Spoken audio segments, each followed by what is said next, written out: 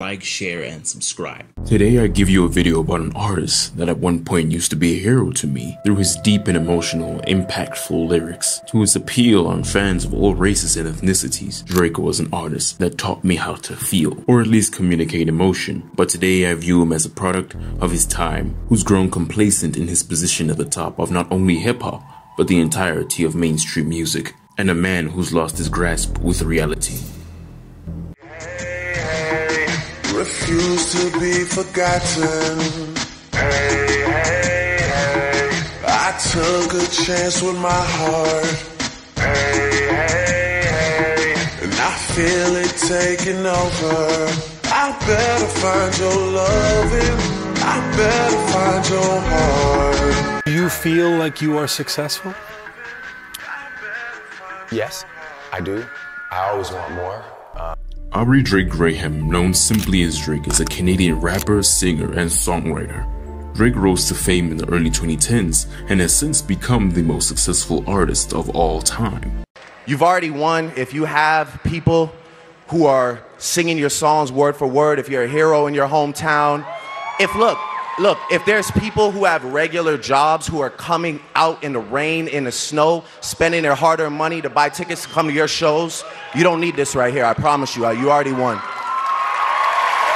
Being known for his introspective and emotional lyrics, which often focused on themes of love, relationships, and personal growth, his unique blend of hip-hop and R&B has captivated audiences worldwide, and he has broken numerous recording records. From being named the artist of the 2010s decade, to breaking single-day streaming records, to being one of the highest-selling artists of all time. Through his music and persona, Drake has inspired a generation of young people to embrace their emotions and to be vulnerable. Love him or hate him, Drake is an undeniable force in pop culture, and his influence will be felt for years to come. Do you feel like you are successful?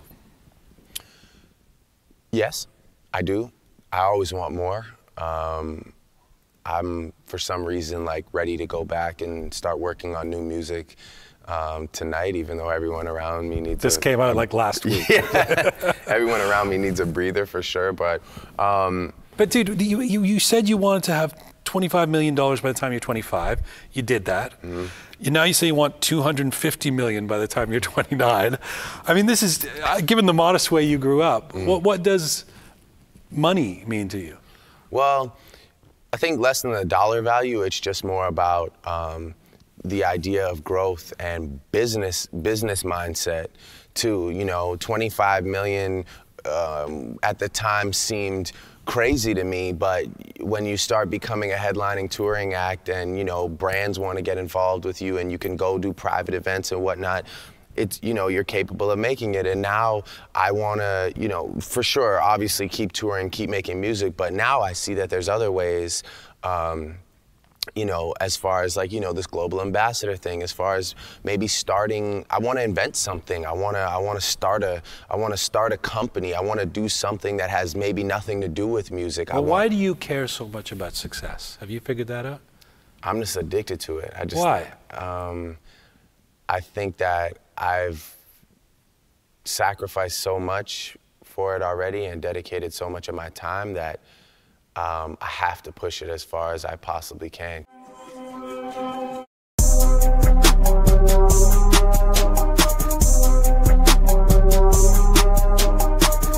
And I just found myself saying things that, like, one seemed really out of character just because I was like deeply invested in the situation and getting very angry.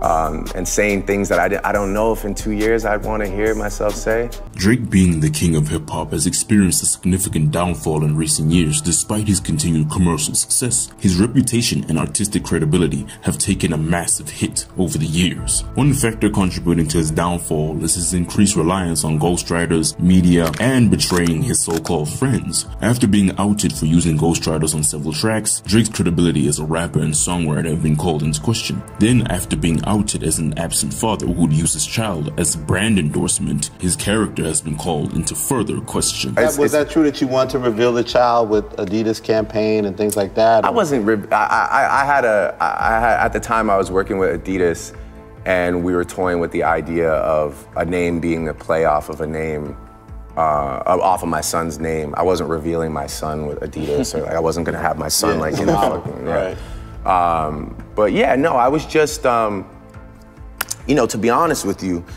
I actually did a DNA test for my son, and they came back to us and they said that the DNA test got ruined in transit, and that they couldn't be 100% sure that that was my son or not. So I was in a really weird pending situation where I didn't want to go tell the world that that was my son. Despite being exposed in every beef he enters into, he doesn't really face any form of decline, whether it be his beef with Common exposing his obsessive behavior for women, or the Meek Mill beef and the ghostwriting allegations, Pusha T and his son, all the way to Kendrick expanding on those points 10 times over. The biggest contribution to Drake's downfall is Drake himself. Recently was that you and Drake kind of went back and forth. Oh yeah. But when you look at that, you know, that situation now, what's your take on it?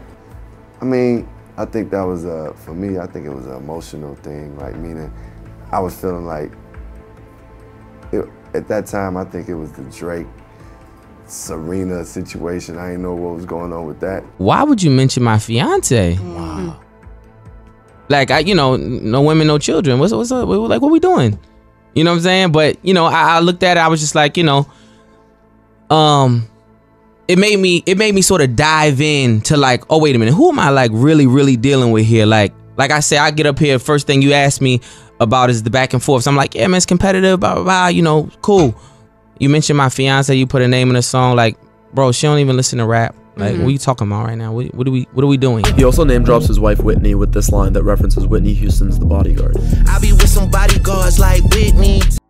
Without the impact of Drake, T-Pain, and Kanye, every rapper sings and every single raps. Without him, hip-hop wouldn't be as mainstream or as universally accepted as it is, but Drake's music since 2016 has been formulaic, existing in only 3 realms of thought: money, women, and competition. Drake isn't the first rapper to be bland and generic, but he has encouraged it within mainstream hip-hop. Drake today only experiments for the sake of numbers and mass appeal. Drake then experimented to lay out his heart through timeless music.